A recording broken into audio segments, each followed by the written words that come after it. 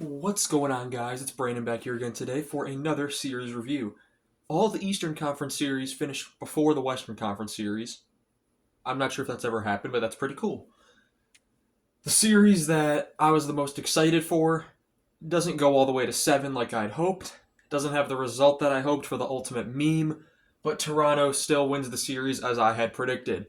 Toronto wins this series in 6. My original prediction was that Toronto was going to win in 7, and we almost got there. Game 1, Toronto comes out at home and they win 6-2, and I thought, okay, yeah, this is going to go worse than I expected for Ottawa. Game 2, it's a much tighter game, but Toronto wins 3-2 in overtime. Max Domi with the OT winner. Who knows what happens if Ottawa wins that game? Or the next game, where in Game 3 in Ottawa, Simone Benoit gets the goal in overtime, and Toronto is up 3-0.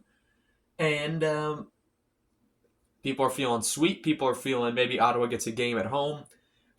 In Game 4, the sweep comes oh so close, but Ottawa pulls it out 4-3 in overtime as they send the series back to Toronto, where they win 4-0 and send Toronto into an absolute panic.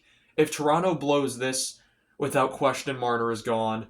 Tavares maybe is gone. Who knows what happens?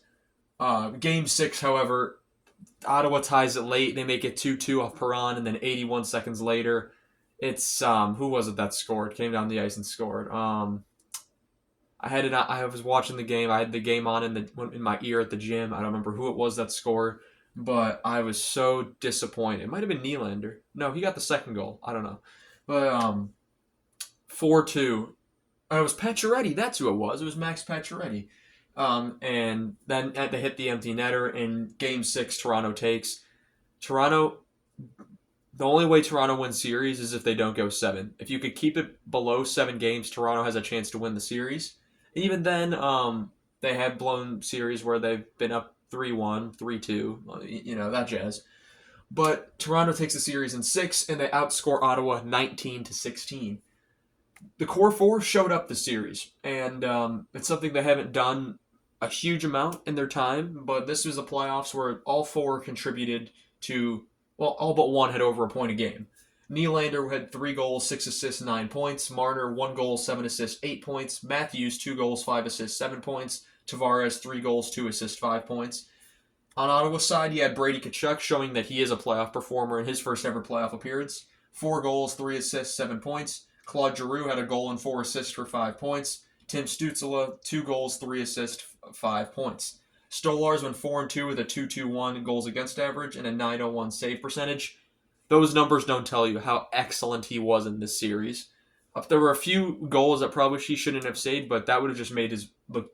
There are a few goals he probably shouldn't have saved. He should have saved, but he's made incredible saves throughout the series, and probably is the single reason that Toronto was able to win this series. I'm going to be honest there. Allmark 2 and 4, he doesn't really hit his performance until I'd say Game 4. Game 4 is when Allmark was the first game Allmark outplayed Stolarz, and he goes 2 and 4 with a 2.84 goals against average and an 8.80 save percentage. That reflects the first 3 games of the series 100%. But yeah, another series in the books. 2 more series reviews to do today, but half of them are done, and we got half to go. So I want to thank you all so much for watching this series review. So much for watching this series. So much for watching this series. So much for watching this video, and I shall see you all in the next one. Have a good one.